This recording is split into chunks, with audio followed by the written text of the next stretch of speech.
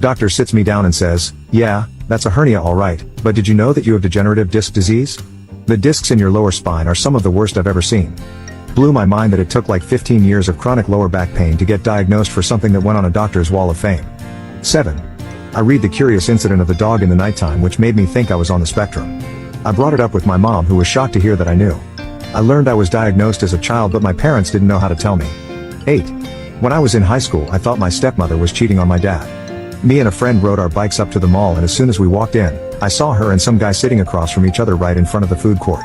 My stepmother was so shocked seeing me, her eyes got as big as pie plates.